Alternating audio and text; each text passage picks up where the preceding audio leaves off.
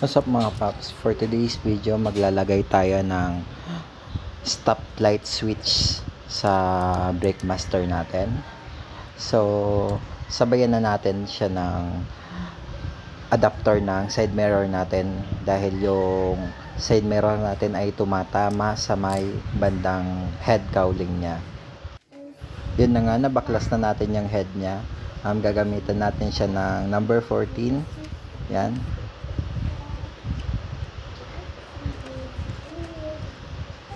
Higpitan natin yung tamang higpit lang.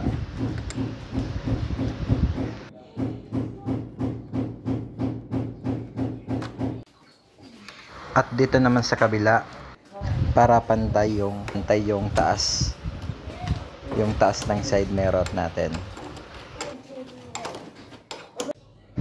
Sunod na natin to mga paps, itong lumang brake switch ng ilaw natin na stoplight. Mahirap kasi mga paps pag walang stoplight, hindi tayo makaka-signal na hihinto na tayo or magpre-pre na tayo doon sa nakasunod sa atin. Kaya mas maiging gumagana lahat na ilaw natin. So yun na nga mga paps, sobrang luma na talaga ng brake light switch natin. Ito pa yung stock. Palitan natin siya ng bago. Yan, ikabit na natin yung brake light switch na bago. Isang tornilyo lang naman yan mga paps. Hindi kayo magkakamali dyan. Sabay na natin palitan pati yung bulb para lahat bago na. Yung brake light switch at yung bulb ng stoplight natin. Mamaya pa mga paps, isasabay din natin yung signal light. So yun, pati yung adapter ng signal light wire natin, papalitan din natin para sobrang kalawang na kasi, papalitan natin ng bago. Yan.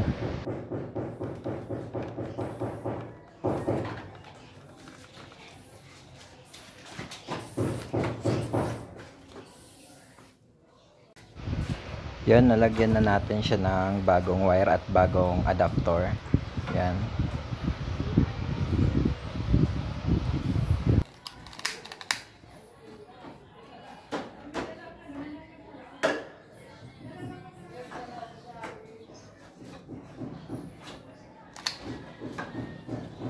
Tapos ikabit na natin siya doon sa dalawang kabitan ng wire sa brake light switch natin.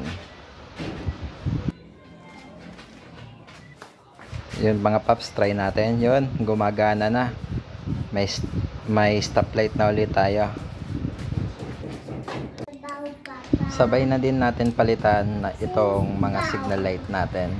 At yun na lang, nagbaklas naman tayo. Isabay na natin para mas malakas yung ilaw ng signal light natin. Ito mga paps, yung signal light kasi natin is maliit yung bulb, kaya medyo mahina yung ilaw niya. Kaya palitan natin siya ng malaki para malakas yung signal signal light natin.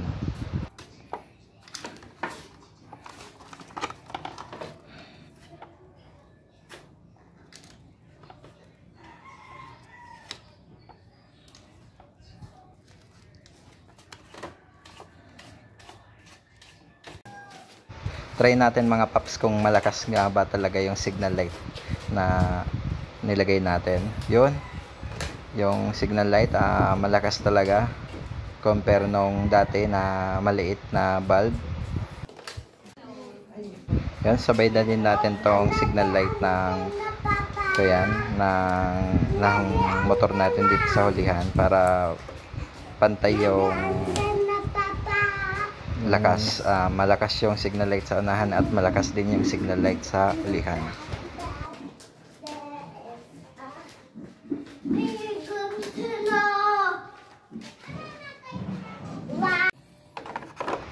Yan, ibalik natin yung signal light cover natin para goods na. Dalawang tornilyo lang naman yan, ibabalik natin dyan, kaya hindi naman kayo malilito.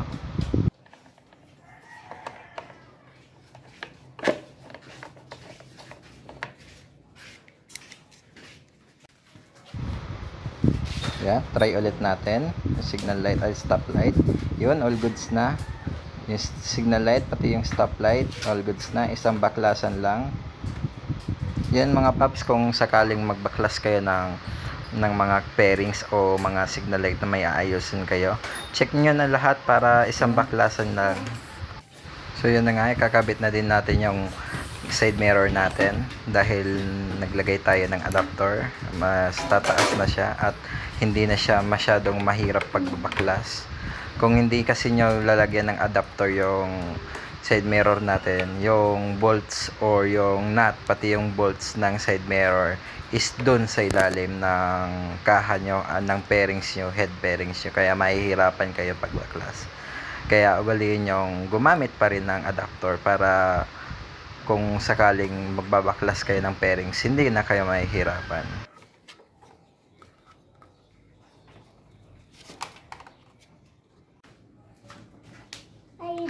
So yun na mga paps, all goods na.